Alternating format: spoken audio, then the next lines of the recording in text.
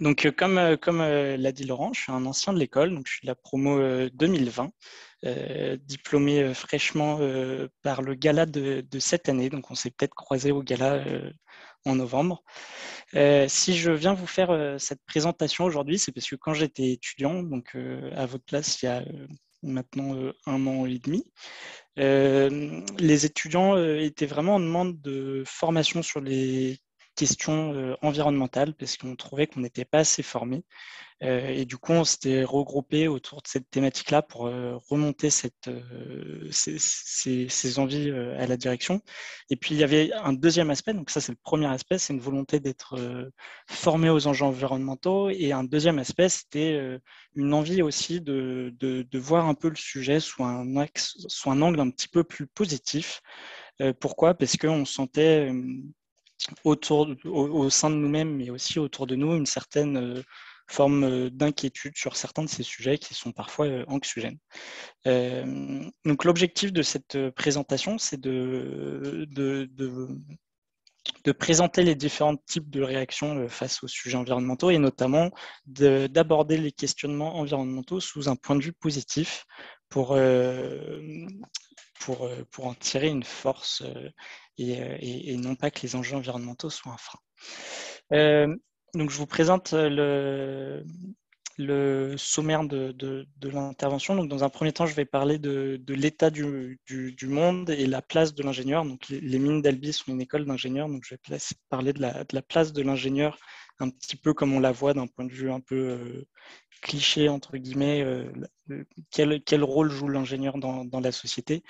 Donc ça sera une première partie qui ira un petit peu vite. Et puis dans un second temps, on verra quelles sont les réactions possibles face à ces constats pour aborder ensuite, dans un troisième temps, l'écologie intérieure et le rôle que peut jouer l'écologie intérieure dans l'appréhension globale de ces constats.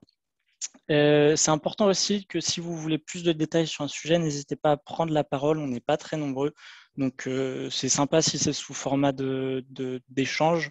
Laurent, on peut faire ça un petit peu comme hier, c'est-à-dire que tu n'hésites pas à me couper s'il y a une question, puisque je ne vais pas forcément la Ok, voir. Et puis, et comme ça, j'y réponds. Enfin, voilà, vraiment faire ça plutôt sous format échange quand il y a des questions.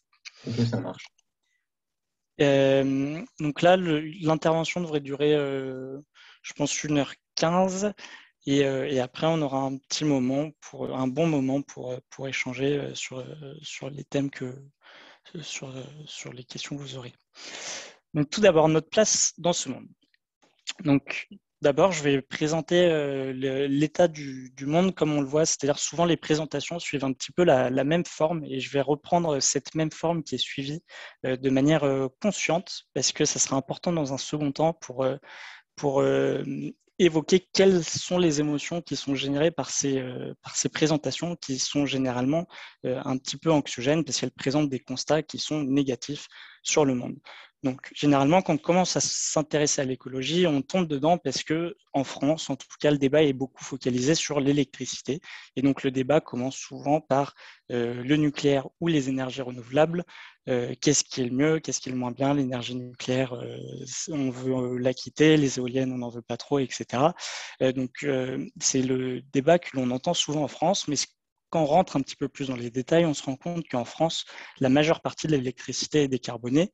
C'est ce qui est montré dans ce tableau où on voit que 12% des émissions de CO2 dues à la combustion d'énergie en France sont liées à la production de l'électricité et le reste des émissions de CO2 dues à la combustion d'énergie sont causées par d'autres secteurs, dont notamment le transport et l'industrie et le résidentiel.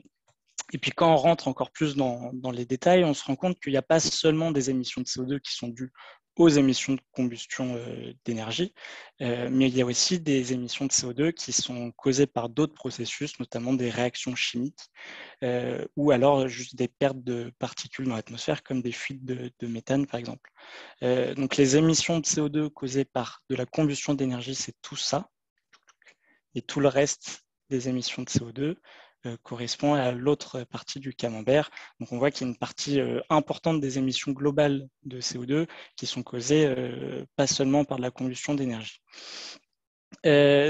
quand on s'intéresse ensuite au sujet, on voit que la majeure partie de nos sources de consommation d'énergie sont d'origine fossile. C'est ce qu'on voit ici. Coal, c'est le charbon. Oil, c'est le pétrole. Et gaz, c'est le gaz. Et quand on tombe sur cette courbe, on voit que ce qu'on ne peut pas voir sur ce type de graphique-là, on voit que la consommation d'énergie augmente avec le temps et que quand on trouve une nouvelle source d'énergie, cette énergie additionnelle vient s'ajouter à d'autres sources d'énergie que l'on consomme également de plus en plus. C'est-à-dire qu'une nouvelle source d'énergie ne va pas remplacer une ancienne source d'énergie. Par exemple, l'hydraulique n'est pas venue remplacer le gaz et c'est venu s'ajouter à une consommation de gaz qui elle-même augmentait. Et donc, on voit que la part des énergies fossiles augmente à travers le temps et que les énergies renouvelables qui prennent une place quand même très importante dans le débat public ne viennent pas prendre des parts sur les énergies fossiles. Et donc, ce qu'on peut constater, c'est que la majeure partie de l'énergie qu'on utilise est d'origine fossile. Ce qui impacte dans les émissions de CO2, et donc on voit que les émissions de CO2 augmentent d'année en année. On voit aussi une petite diminution pour l'année 2020 liée au Covid. Ça, c'est un graphique que je trouve intéressant, qui est la répartition des émissions de CO2 par région au niveau mondial. Je trouve intéressant de voir qu'au début, l'Europe avait une place prépondérante, que c'est en train de changer à travers le temps, et toutes ces questions-là, le fait que la répartition des émissions de CO2 à travers le monde change implique des questions qui sont hyper importantes d'un point de vue géopolitique, on va dire, avec la question de la responsabilité des changements environnementaux actuels à venir. Donc ça, c'est des sujets qui sont très importants et qui sont beaucoup abordés, par exemple, à travers les COP, avec la question de qui va avoir à repayer les problèmes qui sont déjà en train de se passer dans les pays les plus impactés par les changements environnementaux et qui va payer les problèmes qui vont se passer de plus en plus dans les pays qui seront frappés par ces problèmes-là. Bref, toute cette émission de CO2 qui est émise par les activités humaines et qui est en augmentation, elle se retrouve dans l'atmosphère. Et donc, ça, c'est la courbe de concentration de CO2 dans l'atmosphère. On voit qu'elle fluctue dans le temps. Donc là, on est sur des échelles de centaines de milliers d'années. Donc, c'est des changements qui sont plutôt lents. Et puis, on voit que quand on passe l'ère industrielle, il y a une grosse augmentation d'un coup, avec des taux de CO2 qui sont du jamais vu et qui dépassent les 410 ppm, c'est parts per million.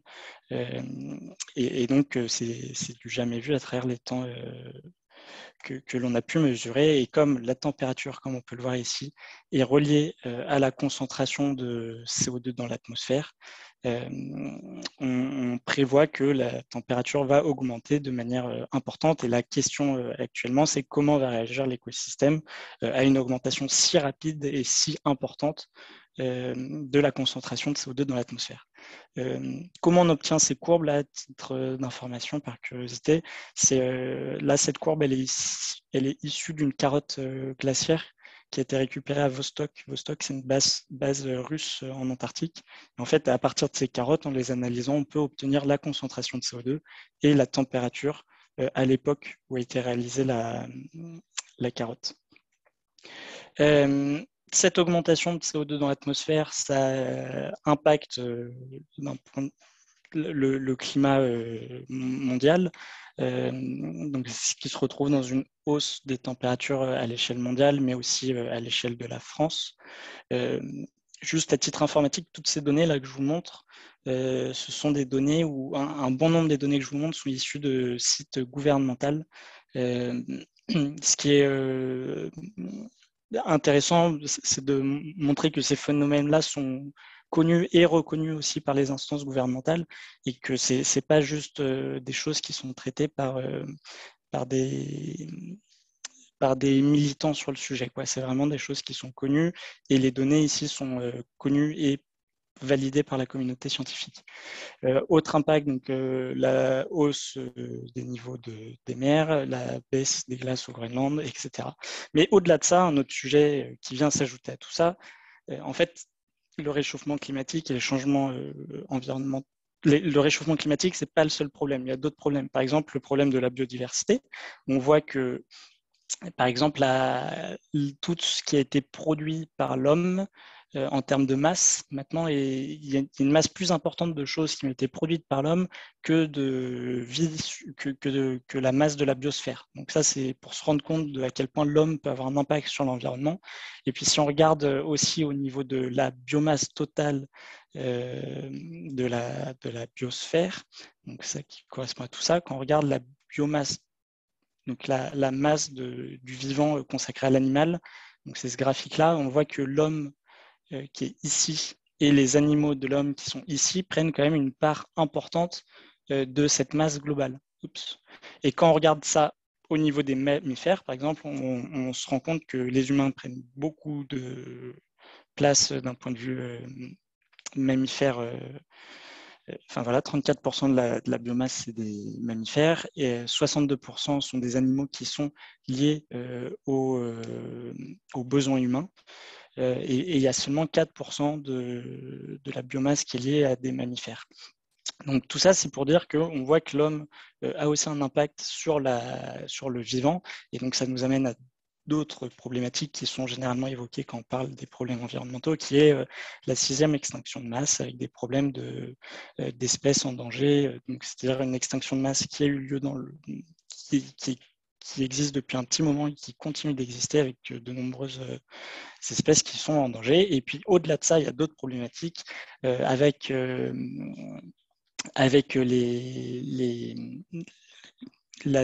donc ça, c'est les 9 limites planétaires. Donc, c'est d'autres types de problématiques environnementales qui ont déjà un impact sur l'environnement et qui peuvent avoir, pour celles qui ne sont pas déplacées, un problème sur l'environnement.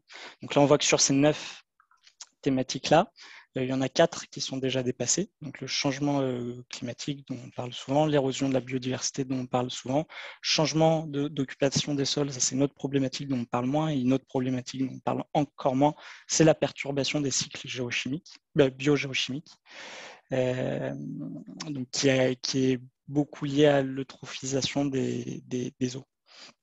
On voit qu'il y a d'autres limites qui sont soit non calculées, parce que pas assez de données actuellement, donc notamment la pollution chimique et l'émission des aérosols dans l'atmosphère. Et puis deux autres limites où on est plutôt on est encore dans la zone verte, donc il y a moins de soucis à se faire. L'idée de ce graphique, c'est de se dire comment faire pour développer les sociétés humaines tout en restant dans les zones vertes. Donc l'objectif de ces 9 limites planétaires à la base, c'était de se dire comment vivre ensemble en restant dans la zone verte et comment surveiller tout ça. Mais ça permet aussi de voir les déplacements.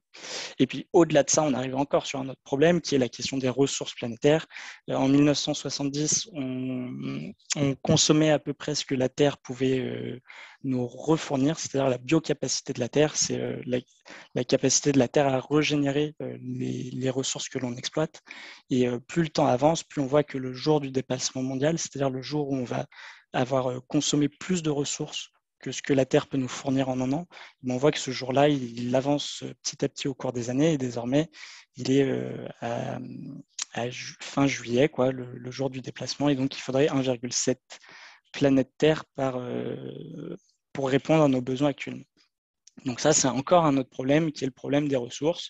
Et donc, généralement, quand on parle environnement, une fois qu'on a fait tous ces constats-là, on nous explique que ça revient, que le fait qu'on exploite trop la Terre, que l'on pollue trop, que l'on émet trop de CO2, revient un petit peu au problème de la prédateur et de la proie. Donc quand il y a beaucoup de proies, les prédateurs vont en manger beaucoup et puis ils vont en manger trop. Et puis quand ils en auront mangé trop, il va y avoir un problème parce qu'ils seront trop nombreux pour plus assez de proies et donc la population de prédateurs va diminuer. Et donc on retrouve ça quand on parle des problèmes environnementaux, avec toujours avec cette notion de biocapacité, c'est-à-dire que si on exploite trop les ressources de la planète, si on pollue trop, et ben à un moment, si on continue de trop consommer, il y a un moment où naturellement, en fait, pour rééquilibrer, vu qu'on est dans un système fini qui est la Terre, et ben, on ne peut pas exploiter des ressources qui sont finies à l'infini,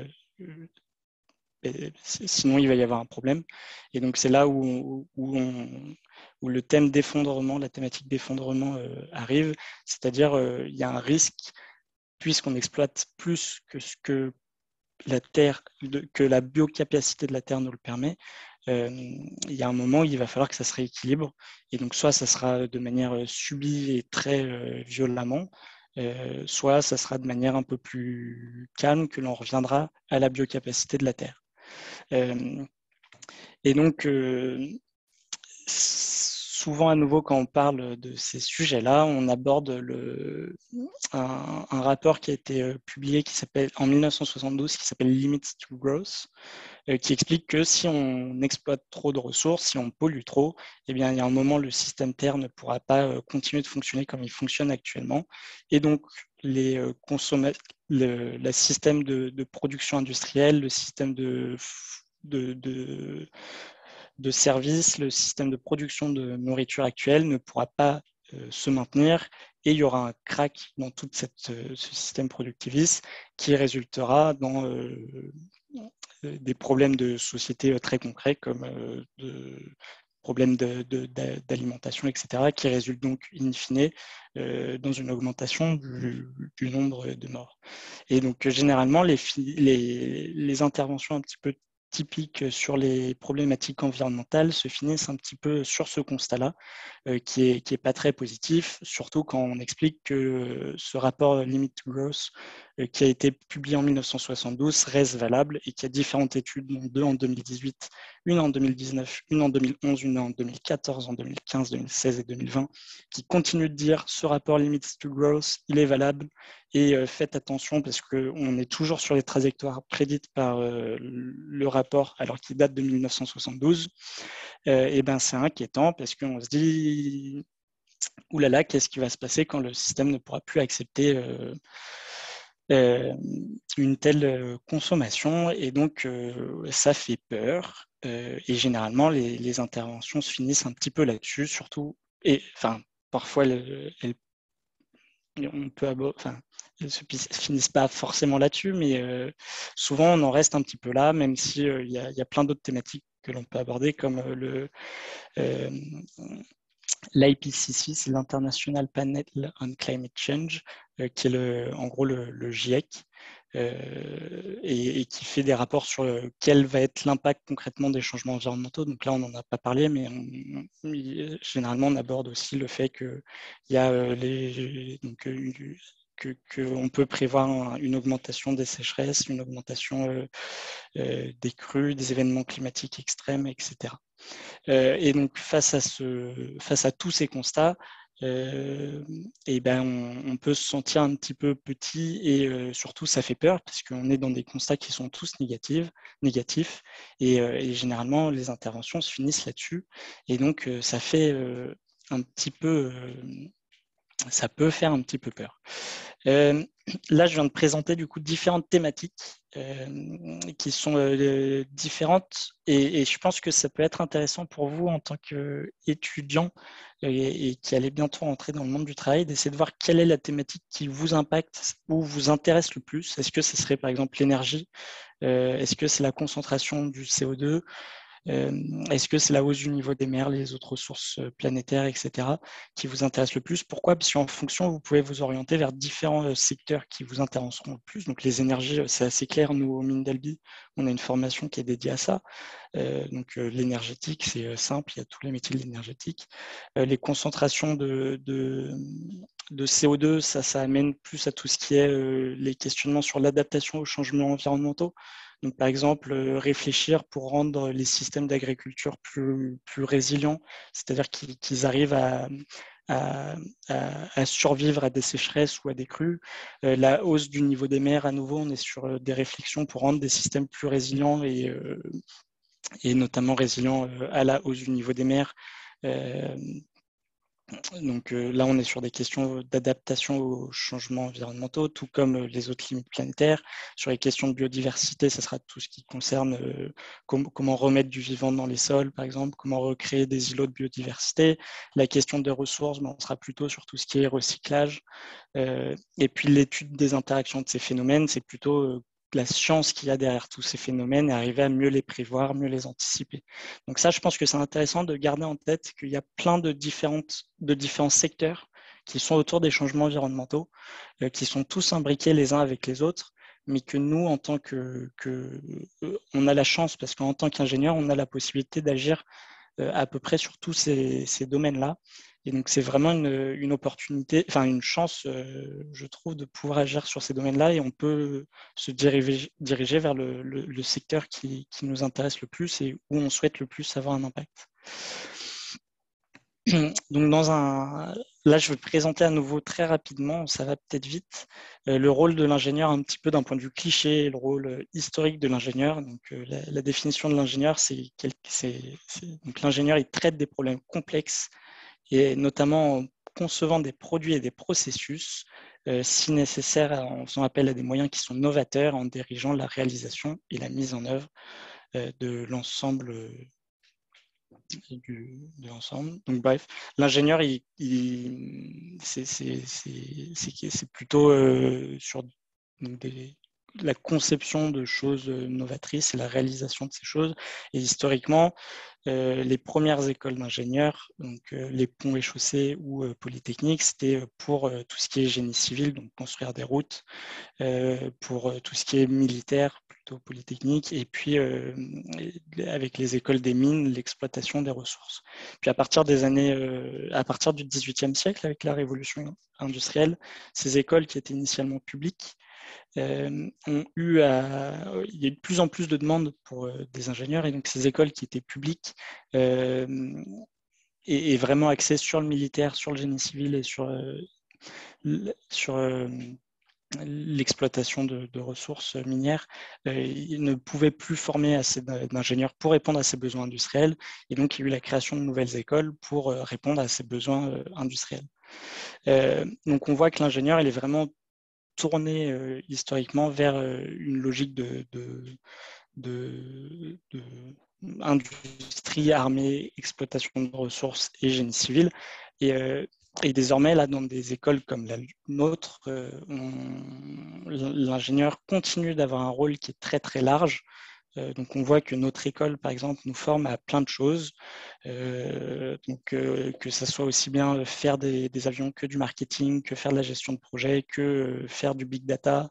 Il y a plein de sujets que l'on peut réaliser, mais on peut se demander comment face à toutes ces possibilités et face à tous ces constats que je viens de voir, comment je peux mettre du sens dans tout ça, c'est-à-dire est-ce que réfléchir à des nouveaux matériaux va réellement aider à répondre aux problématiques écologiques, sachant que c'est les matériaux qui m'intéressent, comment je peux mettre du sens dans tout ça, d'autant plus si je sens qu'il y a une vraie urgence à agir, est-ce que j'ai les clés pour répondre aux problématiques et comment je souhaite y répondre.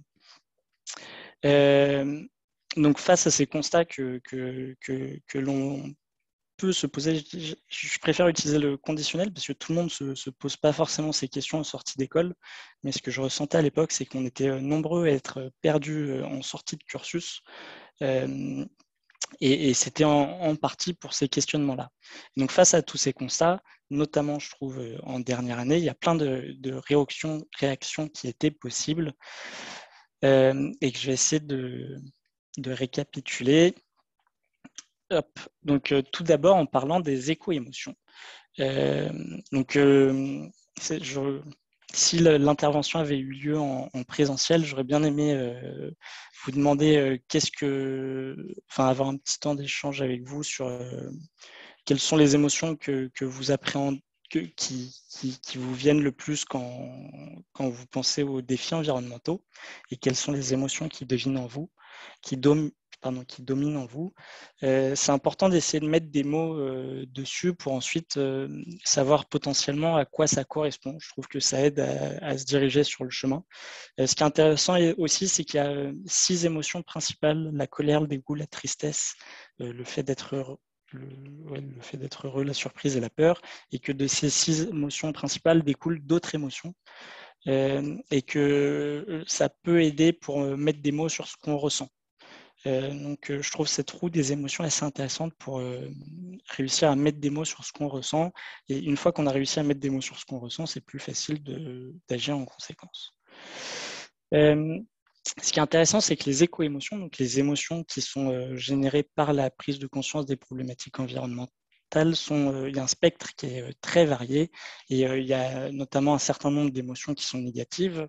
Je dis négatives dans le sens où c'est des émotions qui font mal, mais c'est important de mettre en avant le fait que, donc c'est Karine Saint-Jean qui dit ça, qui est une psychologue, qui parle des justement des problématiques environnementales. Elle explique que ces émotions, c'est un signal qui est sain et qui est naturel. C'est important de préciser aussi que quelque chose doit être fait. C'est-à-dire que ces émotions-là, elles signifient quelque chose. C'est-à-dire que si on a la maison qui brûle, normal, on ne va pas être bien, on va être inquiet, on va se demander comment on peut faire pour améliorer la chose. Et donc ces émotions, ces éco-émotions négatives, elles ne sont pas négatives dans le sens où elles ne sont pas bien. C'est un signal qui est sain et qui est naturel de quelque chose qui doit être fait, et elles ont toute une racine commune qui est le désir de vivre sur une planète qui est saine, une envie de protéger la planète et de protéger ceux qui y vivent.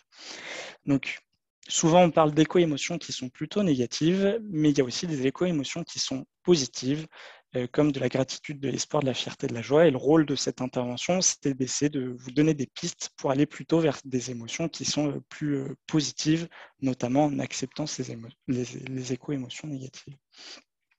Ce qui est intéressant aussi de constater, c'est que souvent, quand on parle d'écologie, les émotions qui sont générées sont plutôt ces émotions négatives. Pourquoi? Parce que dans les médias, par exemple, lorsqu'on évoque les catastrophes climatiques ou les événements climatiques extrêmes, ça génère rarement beaucoup de bien. Quand on écoute des conférences de Jean Covici ou autres, ça génère rarement beaucoup de bien.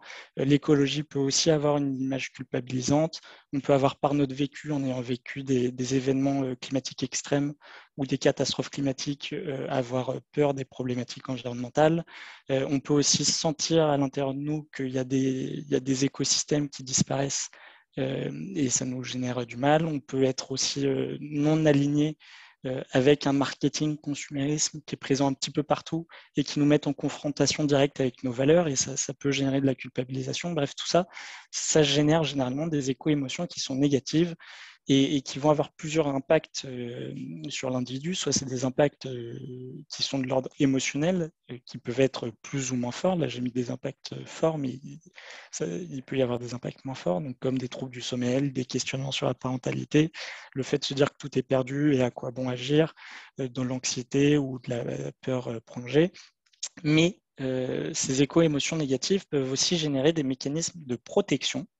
Donc, c'est-à-dire que pour se protéger de ces constats qui sont négatifs et qui font un petit peu peur, on va mettre en place des techniques qui peuvent être par exemple le déni, c'est-à-dire non, je ne souhaite pas me renseigner sur ces sujets-là, je fuis dès que j'en entends parler, et donc ça permet à l'individu de se protéger face à ces éco-émotions qui lui génèrent de la peine. Une autre possibilité, c'est aussi de rechercher d'autres théories qui vont contrer j'allais dire les théories écologiques, mais c'est pas le bon mot, mais qui vont contrer les recherches sur les problématiques environnementales. Et en fait, en cherchant des théories qui contrent ces recherches-là, ça va mener par exemple à tout ce qui est climate négationniste. C'est des gens qui ne croient pas dans les problématiques écologiques et qui pensent qu'il n'y a aucun problème. Et donc ça permet aussi de se protéger des éco-émotions négatives parce qu'on ne pense pas qu'il y a de problème. Donc logiquement, on ne va pas avoir peur d'un problème qui n'existe pas. Et puis il y a aussi d'autres réactions qui peuvent être générées. qui sont en dehors de tout ça, c'est qu'on peut se dire que les problématiques écologiques ne sont pas notre priorité et qu'on n'a pas envie de se rajouter des émotions négatives parce qu'on a d'autres priorités qui peuvent être la famille, une maladie ou des problèmes financiers. Bref, ce qu'on voit, c'est que généralement, les discours que l'on a autour des problématiques environnementales ne font pas appel à des émotions positives et font plutôt appel à des émotions négatives qui donc font mal. Cet afflux d'émotions négatives, il peut se transformer en plusieurs choses. Si jamais, il peut se transformer en plusieurs choses et à plusieurs échelles. Là, on va parler de quand l'afflux d'émotions négatives fait, entre guillemets, un peu plus mal. Il peut se transformer en différentes choses, soit en de l'éco-anxiété. Donc, l'éco-anxiété, c'est un mot qui a été créé en 1990. Et en gros, c'est une émotion de peur sur le fait qu'on ressent qu'il y a une catastrophe imminente qui va se produire et qui va affecter de manière irrévocable notre environnement. C'est aussi un terme qui est utilisé pour évoquer toutes nos émotions relatives aux problématiques environnementales, mais le fait de l'utiliser pour évoquer toutes les émotions relatives aux problématiques environnementales, c'est une mauvaise utilisation du terme qui de base et l'éco-anxiété de base, c'est vraiment un sentiment qu'il y a une catastrophe qui va arriver de manière imminente. Donc, d'un point de vue concrètement, ça correspond par exemple à une peur de la baisse des rendements agricoles qui sont prévus, à une émotion aussi de peur par rapport aux sécheresses ou une augmentation du nombre de crues.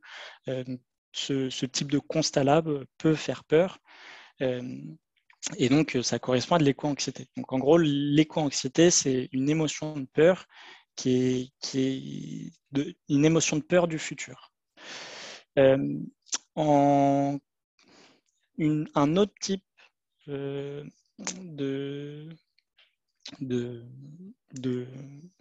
cet afflux d'émotions négatives peut aussi se convertir en un autre type de paquet d'émotions négatives, on va dire, qui s'appelle de la solastalgie. Donc ça, c'est un terme un petit peu plus récent, qui date de 2000. Et en gros, c'est plutôt un sentiment de tristesse, de deuil ou de mal du pays. Donc on n'est plus sur de la peur, on est vraiment sur un autre type d'émotion. Et cette tristesse-là est liée au sentiment qu'il y a un écosystème qui nous est cher, soit qu'on connaît directement, soit un écosystème qu'on ne connaît pas. Donc ça peut être par exemple la banquise au niveau du pôle Nord, qu'on ne connaît pas personnellement et auquel on se sent quand même un peu relié. Mais ça peut aussi être un écosystème dans lequel on a grandi, par exemple une forêt qui était à côté de chez nous et qui a disparu. Et donc, en disparaissant, lorsque cet écosystème disparaît, on a l'impression qu'une part de nous va être perdue avec la perte de cet écosystème et ça va nous faire mal. En fait, on a l'impression de ne plus être complet parce qu'on nous a enlevé une part de nous. Donc ça, pour donner du concret, ça peut être la fonte des glaciers, la déforestation de l'Amazonie, l'érosion des côtes, etc. Donc là, on est plutôt sur un sentiment de tristesse qui est lié au passé.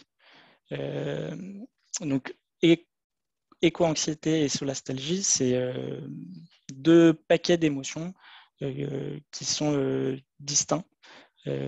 Mais on peut aussi ressentir à la fois un petit peu d'éco-anxiété, un peu de solastalgie. Et bien entendu, l'éco-anxiété et la solastalgie, c'est des choses qu'on peut ressentir, mais à différents niveaux ça peut avoir différents niveaux d'impact. Et on va dire que dans la plupart des cas, on ressent un petit peu d'éco-anxiété, un petit peu de solastalgie à des niveaux différents. Mais il y a des fois où ça peut impacter beaucoup plus le quotidien de l'individu et impacter sa manière de vivre au quotidien. Heureusement, ce n'est pas le cas de la majorité des gens, mais ça peut être le cas. Mais quoi qu'il en soit, ces émotions-là sont toujours négatives, elles sont représentatives de quelque chose et c'est important de ne pas les nier. Il y a une étude qui est sortie en 2021 dans The Lancet, qui est un des très grands journaux de médecine. C'est une des deux plus grandes revues de médecine au monde. Donc c'est vraiment un journal très reconnu et reconnu. Et cette étude, elle portait sur 10 000 jeunes d'entre 16 et 25 ans qui viennent d'une petite dizaine de pays. Et les résultats de cette étude sont que 60% des jeunes sont extrêmement inquiets ou très inquiets pour le futur. 45% considèrent que ces sentiments impactent leur vie quotidienne. 75% pensent que le futur fait peur et 56% pensent que l'humanité est vouée à l'échec. Donc, moi, je sais que quand je vois ces chiffres, j'ai toujours un petit peu du mal à les. Je me dis que c'est vraiment énorme et que c'est représentatif de quelque chose. J'ai du mal à me dire qu'ils soient aussi gros, mais en tout cas, ils sont représentatifs de quelque chose. Et c'est pour ça que c'est hyper important de mettre un peu plus de positif sur ces sujets-là. Et, et c'est ce qu'on va aborder dans la dernière partie. Donc là, on a vu les échos-émotions. Là, je vais parler un petit peu plus des échos-réactions, donc les différentes manières de répondre face à l'anthropocène. En gros, donc ça, c'est Pablo Servigne qui dit qu'il y a 4 façons de réagir face à l'anthropocène. La première façon, c'est le pessimisme passif, c'est-à-dire quelqu'un qui pense que tout est fichu, donc à quoi bon agir. Le pessimiste actif, c'est quelqu'un qui pense que tout est fichu et ça va plutôt être un survivaliste, c'est-à-dire il va acheter plein de nourriture et se préparer pour le jour où ça sera plus le bazar. L'optimisme passif, ça va être plutôt quelqu'un qui se dit il y a peut-être un problème, mais 1 degré de plus ou 2 degrés de plus ou 3 degrés de plus, c'est pas bien grave, donc il n'y a pas besoin de faire grand-chose. Et après, il y a l'optimiste actif, qui est lui quelqu'un qui pense que ses actions peuvent avoir un impact sur le futur. Donc ça ne veut pas dire qu'il pense que ses actions vont répondre à toutes les problématiques, mais il pense que ses actions peuvent impacter le futur. Donc le pessimiste actif, le pessimiste passif et l'optimiste passif vont plutôt n'agissent pas pour répondre, pour résoudre le problème. Et remarque, c'est important de le mentionner, l'éco-anxieux peut très bien être un optimiste passif dans le sens où il peut penser que ses actions vont permettre de répondre en partie à certaines problématiques, sans forcément répondre à toutes les problématiques, mais que ces actions peuvent avoir un impact. Donc concrètement, il y a plusieurs possibilités d'agir, de faire face à la détérioration de l'environnement. Soit on ne fait rien, c'est une possibilité, soit il y a une écologie qui est l'ordre du faire, c'est-à-dire agir pour diminuer les impacts d'un point de vue, par exemple, carbone, donc faire de la décarbonation des processus, décarboner la production d'électricité, la production de chaleur, mettre plus d'efficacité dans une usine pour moins consommer d'énergie, etc. Et puis, il y a une écologie qui est intérieure, qui est plus de l'ordre de l'être. Donc, cette écologie intérieure, elle prend de plus en plus de place parce qu'il y a de plus en plus de scientifiques et de personnalités qui expliquent que l'écologie de l'ordre du faire, c'est-à-dire efficacité énergétique et décarbonation, en gros, ne sera pas suffisante pour répondre à toutes les problématiques environnementales. Et il faut ainsi commencer à envisager un nouveau paradigme, une nouvelle façon de vivre ensemble, basée sur des choses qui sont moins impactantes pour l'environnement. Et donc, ils appellent à revoir la façon dont on vit ensemble pour moins impacter l'environnement. Et donc ça, c'est plutôt une écologie de l'ordre de l'être, qui est une réflexion plus globale sur la manière de vivre ensemble. Donc le premier point, c'est à nouveau, on retrouve pessimiste passif, pessimiste actif, optimiste passif. Et l'optimiste actif peut œuvrer sur ces deux zones-là. Johanna Messi, qui est une éco-psychologue, elle catégorise les moyens d'action sur l'environnement. Pour elle, il y a 3 moyens d'agir sur l'environnement. Soit on résiste, donc par exemple avec des actions type extraction, rébellion, Sea Shepherd ou blocage de mines. Soit on réfléchit sur les causes pour diminuer soit on réfléchit sur les causes, soit on diminue notre impact, soit on soutient le vivant. Donc ça, c'est à nouveau, tout ça, c'est des choses qu'on peut faire en tant qu'ingénieur. Donc c'est important de voir quel serait le domaine qui vous correspondrait le plus et en fonction vous dirigez vers cela. Donc là-dedans, il y a tout ce qui est efficacité, énergie renouvelable, décarbonation. Les 3 R, c'est réutiliser, réparer, recycler. Donc, ça sera plutôt en lien avec de l'économie circulaire. Il y a l'économie circulaire. Quand je mets BE, c'est bureau d'études. Enfin, les 3 R, par exemple, on peut retrouver ça en bureau d'études dans des industries, dans des entreprises, dans des associations et aussi dans le domaine public. Économie circulaire, pareil, on peut trouver ça dans des bureaux d'études, dans l'industrie, entreprises, associations, énergie publique. Il y a tout ce qui est labellisation de produits qui permet aussi de soutenir le vivant et de réfléchir pour diminuer les impacts. Et puis après, en fait, dans cette partie-là, il y a vraiment plein de domaines, tout ce qui est low-tech, la bio-inspiration, investissement vert, etc. Et puis après, dans l'écologie qui est de l'ordre de l'être, là, il y a moins de choses qui existent parce que c'est un sujet qui est moins abordé, qui est plus lié à tout ce qui est sobriété. Et la sobriété, c'est quelque chose qui est difficilement abordable dans plein de milieux, donc il y a moins de choses qui existent. Mais on peut trouver des choses dans la recherche d'emploi. Il y a l'ADEME qui commence à en parler, par exemple. Et puis, c'est beaucoup des associations qui travaillent là-dessus. Donc, par exemple, Zero Waste, le travail qui relie. Et il va y avoir, par exemple, la fraise du climat qui invite à la sobriété. Et puis, au-delà de ça, il peut y avoir des groupes de lobby. Et puis, par la législation, peut aussi avoir un gros impact sur la sobriété.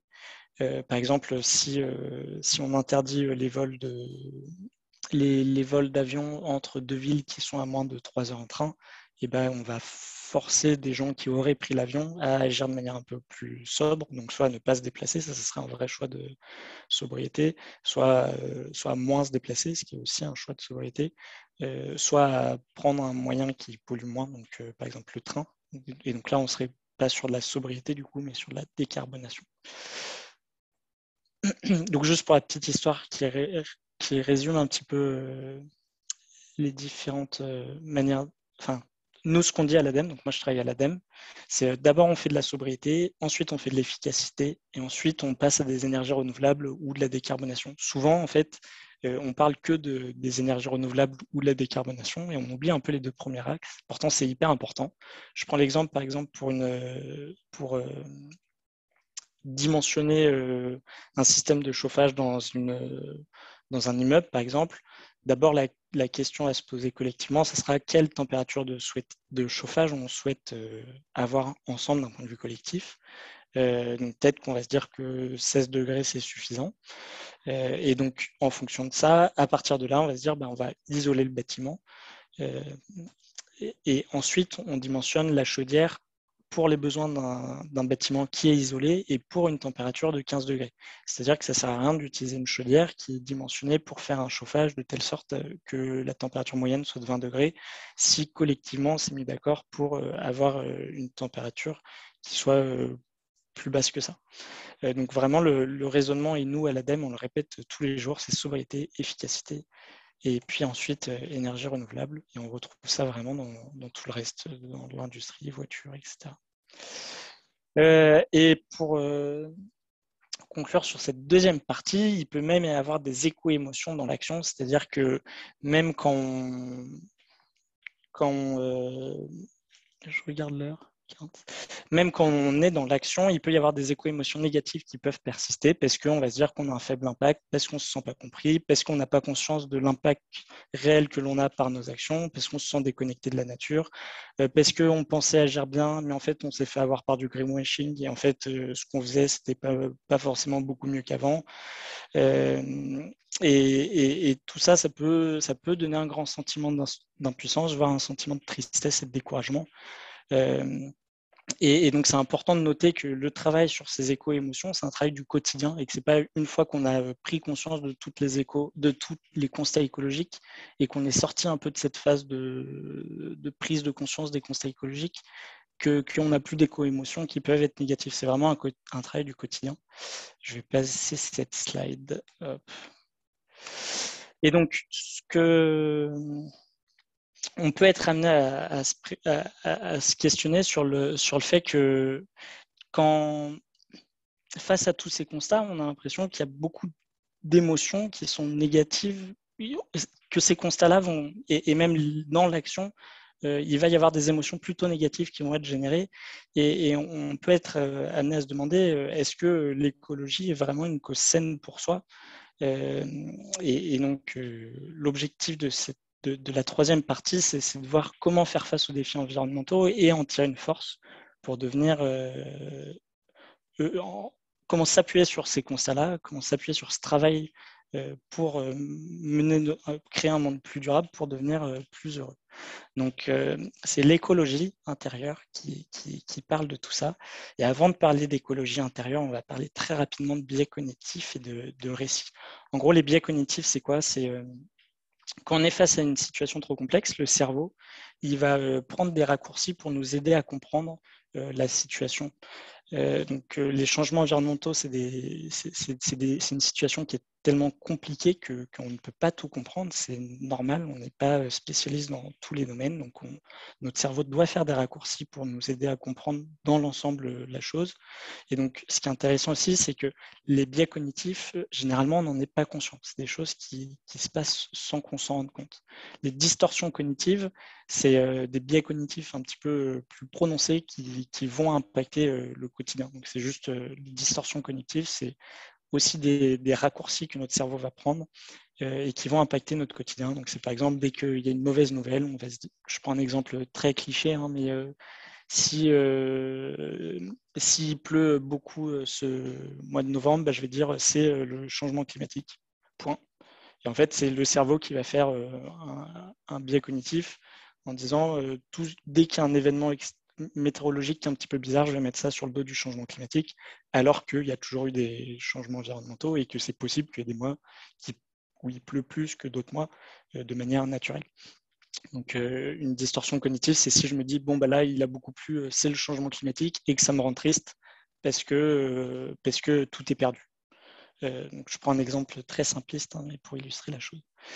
Et donc, en gros, ça, c'est toujours Karine Saint-Jean qui dit ça, donc la psychologue que j'ai citée tout à l'heure, qui explique que notre récit des changements climatiques prend racine dans ce processus de filtrage initial et qu'ensuite on tient pour vérité notre récit qui découle de ces biais.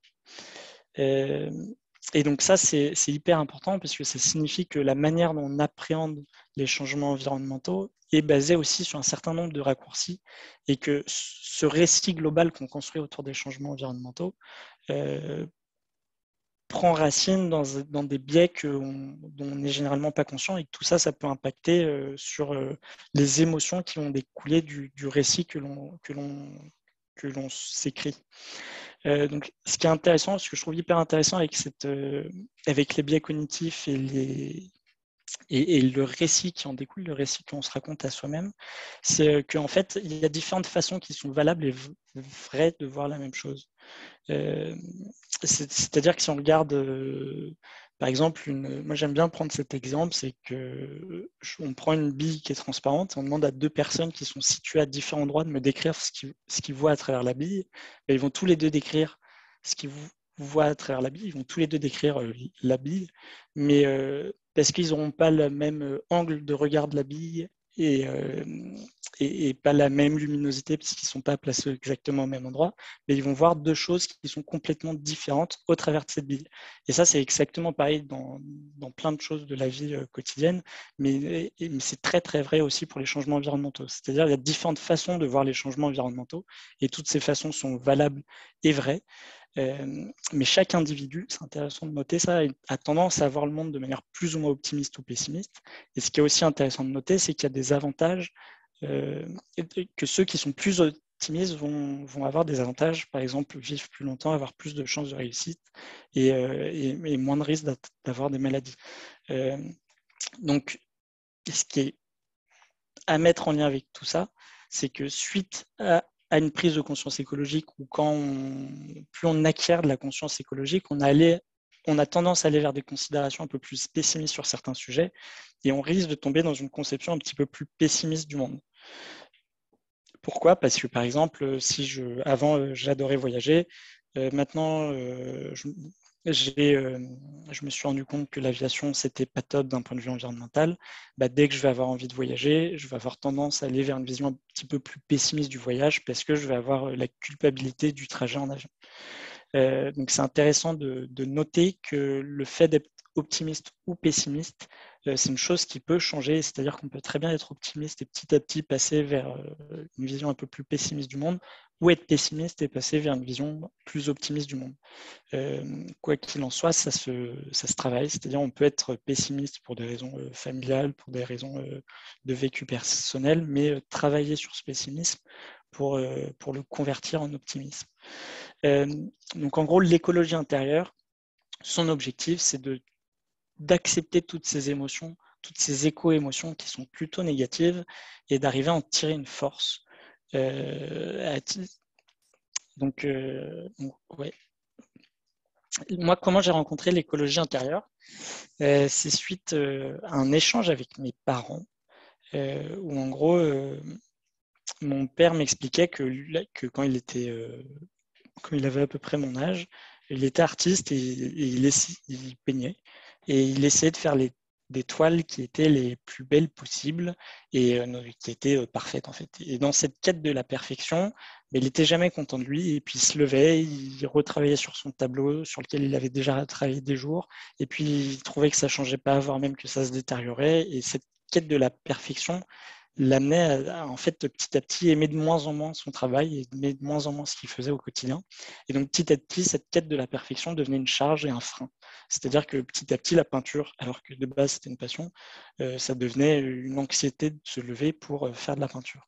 Et donc ce qu'ils m'ont expliqué, ce qu'ils m'ont dit, et à titre très justement, c'est qu'ils ont fait le parallèle avec mon engagement écologique. Ils m'ont dit, si tu te lèves le matin et que ta cause devient une charge, alors que c'est que cette cause, elle n'est pas saine pour toi. Mais en revanche, si lorsque tu te lèves, ta cause devient un moteur, c'est une cause qui ne peut que être bénéfique. Donc, le rôle de l'écologie intérieure, c'est de proposer de porter un nouveau regard sur le monde qui nous entoure pour que l'engagement écologique redevienne une cause qui soit innée, saine et stimulante. Une des approches, vous n'hésitez pas à me couper hein, si vous avez des questions ou remarques. Je parle beaucoup. Mais on aura un petit temps d'échange à la suite. Une des approches les plus connues de l'écologie intérieure, c'est le trail qui relie, qui a été créé par Johanna Macy dans les années 70. Donc de base, elle avait créé ça dans dans un contexte de guerre froide aux États-Unis où un certain nombre des personnes qu'elle connaissait avaient peur d'une guerre nucléaire en fait. Et ils avaient beaucoup d'émotions négatives. Et donc, elle a créé ce travail pour les aider à accepter ces émotions négatives et en tirer une force dans le quotidien. Et plus le temps a passé, et puis avec la fin de la guerre froide, plus ce travail qui relie s'est dirigé vers des mouvements un peu plus écologiques. Et maintenant, c'est quelque chose qui est beaucoup fait pour permettre à des personnes qui sont plus ou moins impactés négativement par les problématiques environnementales d'un point de vue psychologique, de tirer une force de ces constats-là et de se mettre en mouvement. Donc comment ça se passe le travail qui relie? Il y a 4 parties au travail qui relie. La première partie, c'est de s'ancrer dans la gratitude, c'est-à-dire s'émerveiller devant les choses simples qui nous entourent, s'émerveiller devant tout ce que la nature nous donne, donc que ce soit l'air que je respire, la nourriture que je mange, toutes ces choses qui au final font que dans notre quotidien, ça marche plutôt bien. Et donc de tirer une force de tous ces services qui nous sont rendus entre guillemets gratuitement et généreusement par la nature. Et donc ça, c'est la partie s'ancrer dans la gratitude. Et en s'ancrant dans la gratitude, en s'appuyant sur cette reconnaissance que l'on a pour la nature, on peut honorer ses peines, donc c'est-à-dire accepter ses émotions qui sont potentiellement, qui peuvent être négatives. Et en gros, c'est accepter, déjà reconnaître que j'ai des émotions négatives, puis les accepter parce qu'elles sont légitimes, parce qu'elles représentent quelque chose, et parce qu'elles représentent notamment l'amour, ma crainte pour le vivant et parce que j'aime le vivant et j'ai peur qu'il lui arrive quelque chose de pas bien. Donc je vais honorer ces peines comme étant représentatives de quelque chose de légitime. Et ça me permet de porter un nouveau regard sur le monde. Pourquoi? Parce que je prends conscience parce que en m'appuyant sur des forces via cet ancrage dans la gratitude et en acceptant mes émotions, j'arrive à me dire que j'agis par amour pour et non pas par peur de. Et donc ça permet de porter un nouveau regard sur le monde qui nous entoure et d'aller de l'avant parce qu'on est plus prêt parce qu'on on arrivera mieux à, à prendre le temps de voir ce qui nous correspond le mieux, à prendre conscience de nos envies profondes et à s'orienter vers ces envies profondes. Donc je vais étayer un petit peu parce que ça fait peut-être un peu étrange dit comme ça. Donc la première partie, c'est l'émerveillement devant la nature et les services qu'elle nous rend. Ça, c'est des choses personnellement. Moi, comment je l'applique au quotidien, c'est en prenant, en étant attentif à la beauté intérieure qui résulte de chaque chose. Donc là, devant moi, j'ai un bureau. Ça peut être, il y a différentes façons de voir ce bureau. Tout est question de perception, comme on disait tout à l'heure. Ça peut être soit un simple bureau ou ça peut être un bureau, quoi. Et moi, je choisis de voir ce bureau comme étant le résultat d'un processus évolutif de 13,7 milliards d'années. Et pour moi, c'est un truc de. Il y a une beauté intérieure dans les choses qui nous entourent, qui est assez incroyable et qui est inhérente à chaque chose. C'est-à-dire que voilà, ce bureau, c'est le résultat de 13,7 milliards d'années. Il y a du bois dessus. Le bois, c'est du vivant qui est composé de carbone. Le carbone, c'est une particule qui n'existait pas de base. Et le carbone, il a été fait par des processus de fusion nucléaire, thermonucléaire, qui ont lieu au centre d'étoiles. Et du coup, en gros, toutes les parties. Enfin, c'est vraiment le résultat d'un processus évolutif qui ont mené à cette table ici. Moi, je trouve qu'il y a vraiment une beauté qui est inhérente à chaque chose. Un autre élément qui m'apporte pas mal d'émerveillement, c'est le fait qu'on est dans un système où on est tous interdépendants. C'est-à-dire, je respire de l'air dans lequel les plantes émettent de l'oxygène. Moi, je respire l'oxygène. Je vais manger les plantes. Les plantes, elles ont besoin d'engrais qu'on peut leur donner par notre défécation, par exemple, ou l'urine, c'est de l'engrais, etc. Donc, il y a une interdépendance entre tout le vivant. Et pourtant, dans cette interdépendance, on a tous une place qui est unique. C'est-à-dire qu'un système qui a une biodiversité qui est très importante, bah, chaque espèce au sein de ce système avec une biodiversité qui est importante va avoir un rôle qui lui est propre à jouer. Et sans cette espèce-là, c'est tout le système c'est tout le système qui en serait perdant parce qu'il avait une place qui était unique.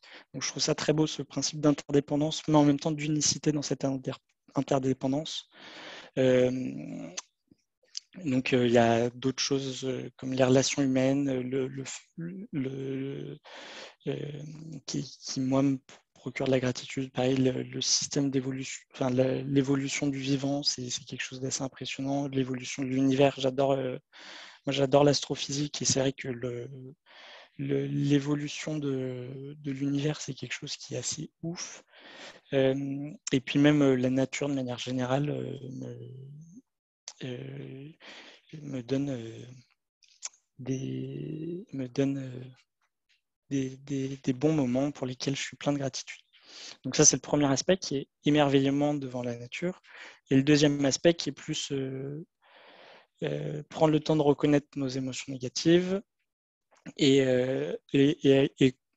se dire aussi que parfois par flemme, enfin moi je sais que je le fais parfois quand ça va moins bien, bah, je dis que tout va bien et puis je fais comme si j'étais heureux auprès de tout le monde alors que potentiellement ça va moins bien. Et en gros, il faut bien distinguer qu'il ne faut pas se cacher à soi-même que parfois ça va moins bien parce que une simulation du bonheur ne permet pas un épanouissement sain. Pour être bien épanoui, il faut reconnaître que parfois ça va moins bien et c'est complètement normal. Et à partir de là, on tire une force. Et c'est pareil avec les éco-émotions. La troisième partie qui était qui est porter un nouveau regard sur le monde. Donc, c'est à nouveau, c'est réussir à voir que au-delà de, donc, par exemple, c'est voir que au-delà du fait qu'on est interdépendant entre le vivant, mais aussi tout ce qui est inerte, donc comme par exemple l'air et l'eau, on est aussi interconnecté. Au-delà de l'interdépendance, c'est une interconnexion et que le fait d'être interconnecté va nous amener à vraiment agir par amour pour et non pas par peur de. Ça, je trouve que c'est hyper important, hyper réconfortant au quotidien de se dire je n'agis pas par peur de, mais par amour pour. C'est faire la même chose, mais avec une autre approche. Et je trouve que ça fait vraiment du bien. Je trouve que c'est aussi hyper chouette de se dire qu'on est, qu'on est dans notre monde, il y a une interdépendance générationnelle, c'est-à-dire que nos enfants et nos petits-enfants bénéficieront du monde qu'on va leur léguer et qu'en gros, on est les ancêtres des générations futures. Je trouve que ça permet de relativiser et de prendre un petit peu de recul et de se demander parfois, écoute Robin, comment est-ce que, en tant qu'ancêtre des générations futures, je souhaite agir maintenant? Je trouve ça assez chouette de se poser cette question. Et puis, dans la quatrième partie qui est aller dans l'action, qui est donc se mettre en mouvement. Il y a à partir de ces 3 premières étapes, on peut avoir une vision qui est plus claire du coup et du monde parce qu'on et ça nous donne une meilleure vision de ce qu'on a envie de faire, qu'est-ce qui nous correspond vraiment intimement, et ça nous permet aussi et surtout de mettre plus de sens dans nos actions. Et le fait qu'on mette du sens dans nos actions, ça génère de la gratitude, et c'est pour ça qu'on appelle le trail qui relie, on appelle ça la spirale du trail qui relie, parce qu'à chaque fois on revient à l'étape de gratitude, et donc c'est une spirale positive, quoi. Pour donner quelques exemples concrètement, parce que c'est peut-être un petit peu flou, en gros, je prends un exemple cliché, c'est j'utilise ma voiture tous les jours, mais je suis conscient que ce n'est pas en adéquation avec mes valeurs. Donc l'étape de gratitude, c'est j'aime la nature et notamment la forêt, et je suis reconnaissant pour cela. Pour accepter ces émotions, c'est se dire que la forêt dans laquelle j'ai passé mon enfance, elle a été coupée quand j'étais adolescent en deux. Il y a une route qui s'est mise à la traverser. Et il y a une partie de cette forêt qui a été rendue privée. Et ils ont créé un accrobranche dedans payant. Et ça m'a profondément attristé. Et du coup, j'utilise mon amour de la forêt pour accepter que le fait d'utiliser ma voiture, ça me génère des émotions négatives, notamment liées à mon enfance. Et du coup, je réalise en acceptant ces émotions que prendre la voiture, ça va favoriser la construction de routes qui abîment les forêts, et j'ai pas envie de ça. Et du coup, je vais remettre en question la façon dont je me déplace. Et du coup, par amour pour le vivant, je vais prendre plus souvent le vélo, et je vais prendre que très, très occasionnellement la voiture de location lorsque j'en ai vraiment besoin. Et ça me rend heureux de faire ça pour la nature et pour les forêts. Et puis, quand je me promène dans d'autres forêts, je ressens mon interconnexion avec la forêt. Et ça me donne de la force et ça me donne de la gratitude. Donc c'est un exemple qui est bien entendu à personnaliser parce que chacun vit sa propre spirale, mais ça c'est l'écologie qui est plutôt de l'ordre du l'être. On se remet perpétuellement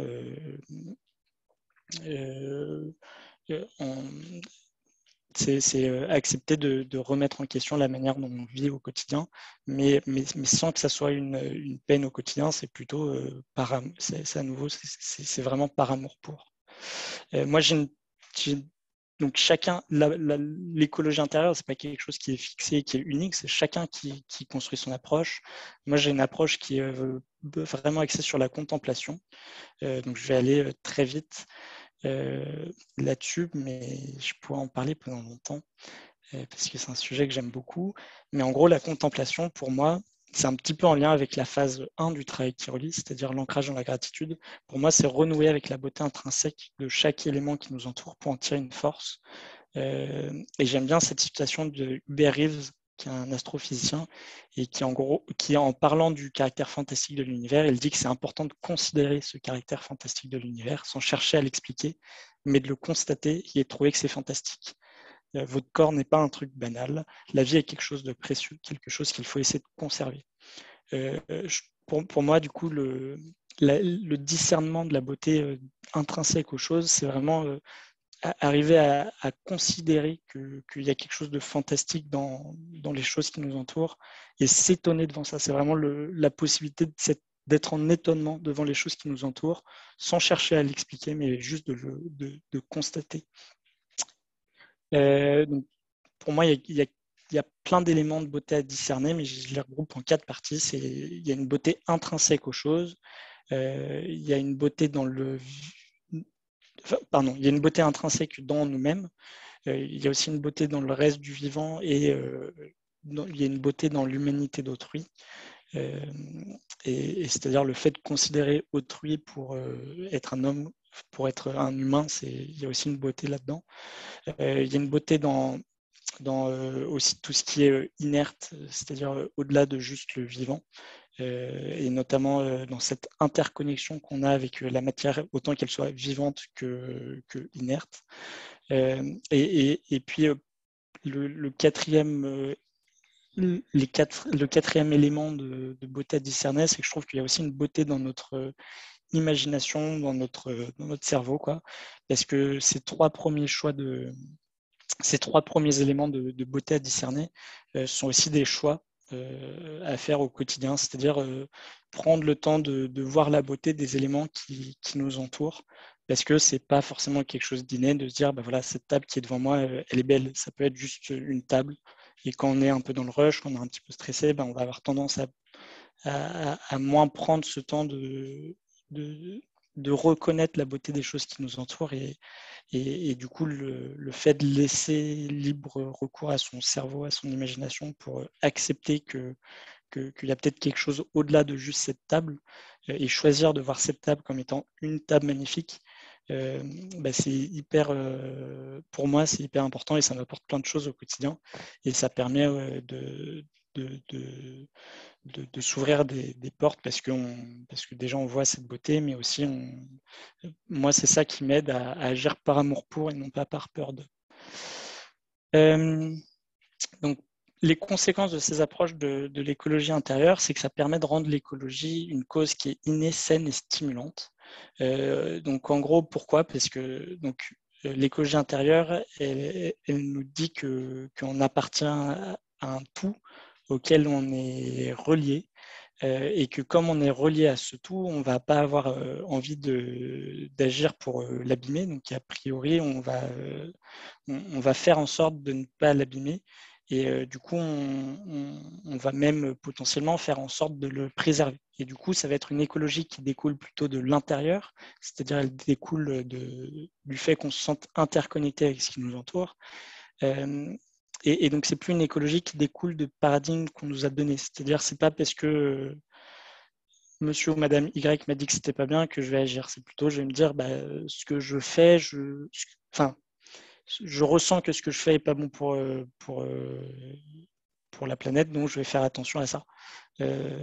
C'est moins des paradigmes qui découlent de l'extérieur, mais c'est plus, c'est pas, je reformule.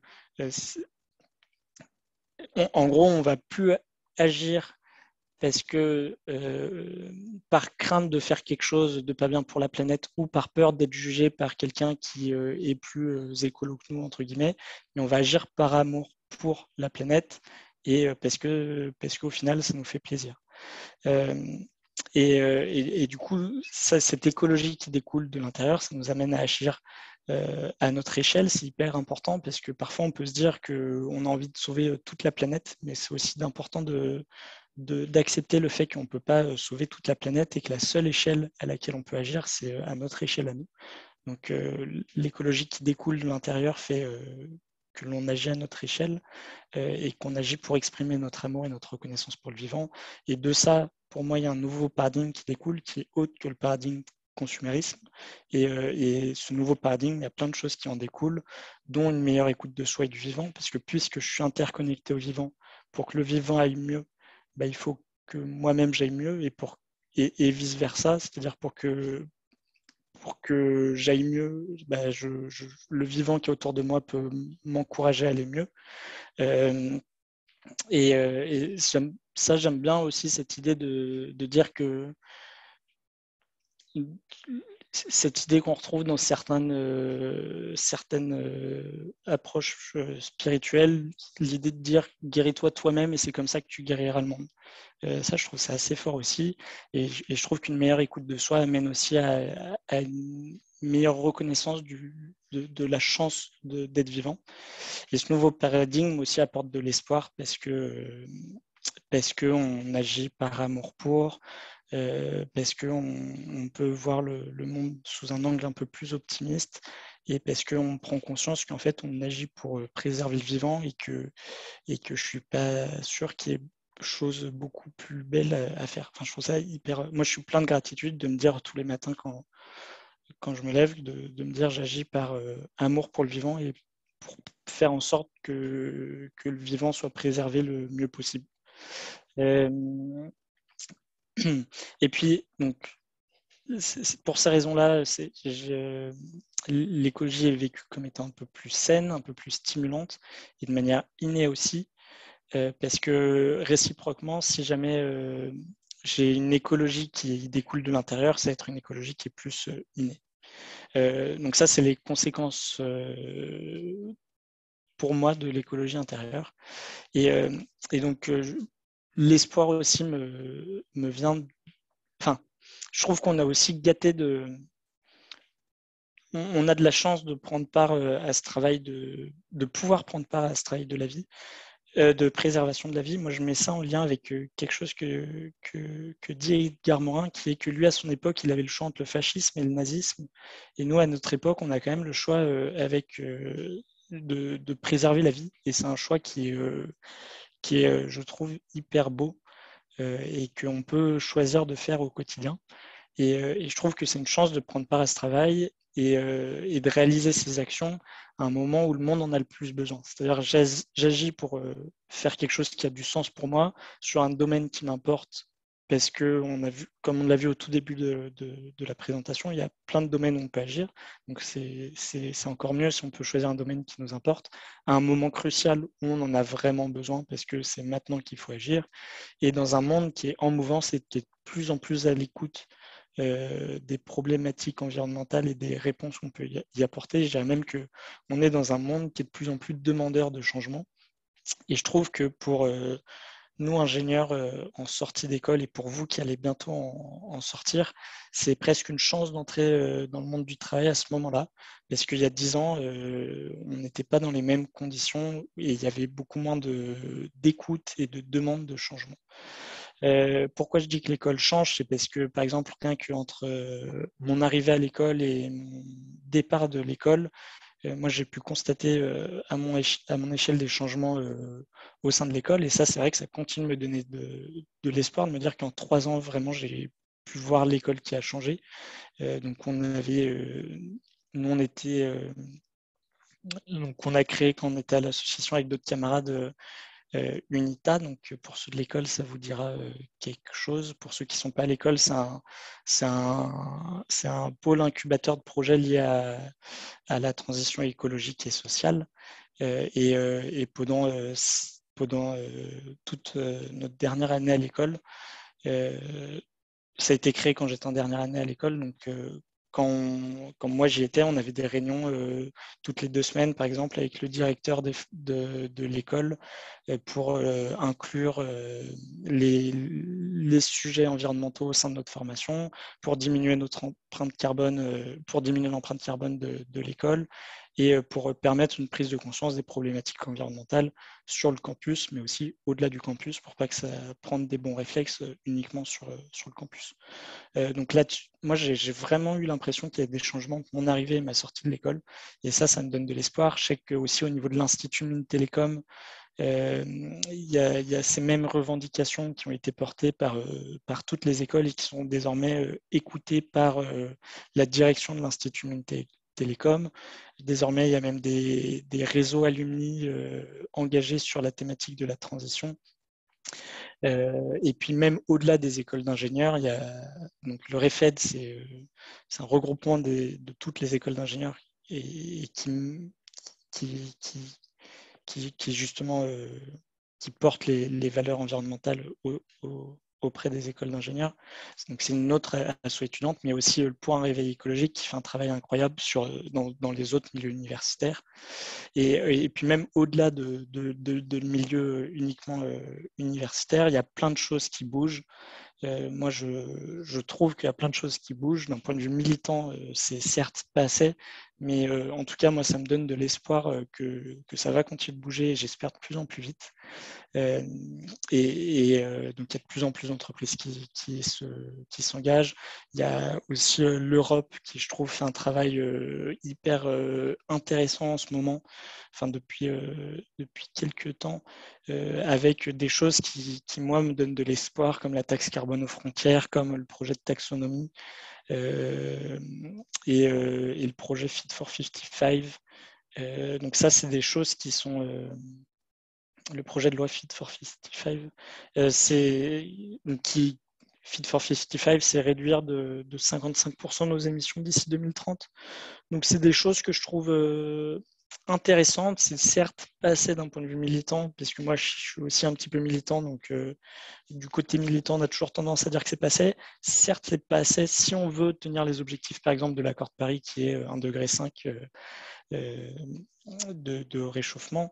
Mais en même temps, c'est bien de garder en tête qu'il y a des choses qui se passent et que ça donne de l'espoir et il faut que ça nous stimule plus que rester sur l'aspect uniquement c'est pas assez et que ça devienne une charge mentale. Je pense que c'est bien d'être conscient des deux aspects. Même à la COP26, bon, il s'est passé des choses, elle a été décevante certes, mais il y a quand même des choses qui se sont passées. Et moi, je sais qu'au quotidien, je me sens soutenu par le travail que je fournis pour le vivant et que je pense que la nature me rend un peu l'appareil, donc à travers des petits moments où je me sens heureux et pour des choses simples. Donc là, c'est quand des copains oiseaux ils viennent me rendre visite alors que je suis juste assis sur un banc, c'est trop cool. Là, c'est pour ceux qui sont à l'école des mines d'Albi. Quand j'avais juste pris mon vélo et j'étais parti à Castres. C'est une piste cyclable qui va jusqu'à Castres. Et c'était trop bien. Et j'avais planté ma tente. C'est la première fois que je dormais en tente tout seul et c'était trop, trop bien. Et c'est hyper simple à faire.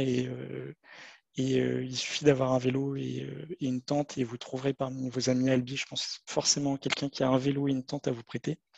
Donc ça se fait facilement. Pareil, quand on était à Albi avec les copains, on allait prendre des pommes et des mûres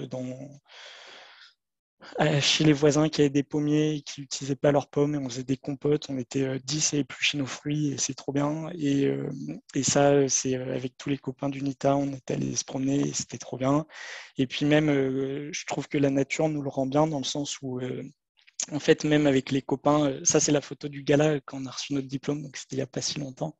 Le fait d'être avec des copains, au final, eux aussi font partie de la nature et le fait d'avoir des copains qui nous aiment et qu'on aime, ça nous rend aussi Moi, je fais un petit peu tout ça pour eux aussi, par amour pour eux. Que...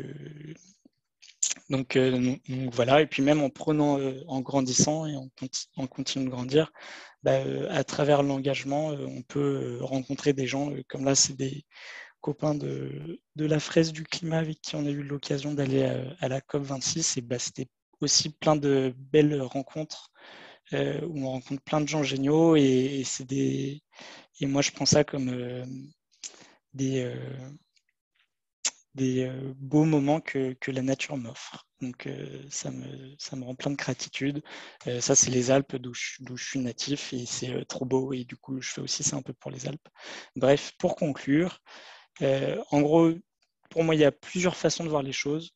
C'est à nous de nous demander comment on souhaite les voir, mais que c'est chouette de pouvoir choisir, de pouvoir accueillir une perception qui nous invite à recevoir et à partager de nous-mêmes. Et pour moi, c'est l'amour de soi, du vivant et de l'instant. Et je pense qu'une écologie dont le moteur principal, c'est l'amour et la reconnaissance, eh bien, elle est plus épanouissante qu'une écologie dont le moteur principal, c'est la crainte et la peur. Et que pour nous aider à faire voir, à aller à la rencontre d'une écologie dont le moteur principal, c'est l'amour et la reconnaissance, il y a l'écologie intérieure qui est bien aidante. Et donc, je finis juste avec cette citation qui est issue du Palais des rêves d'Ismaël Kadari, qui est un très beau roman Le monde devient rêve, le rêve devient monde, et c'est à nous d'incarner le rêve que l'on souhaite voir pour notre monde. Merci, et puis je suis à votre écoute si vous avez des questions ou des remarques.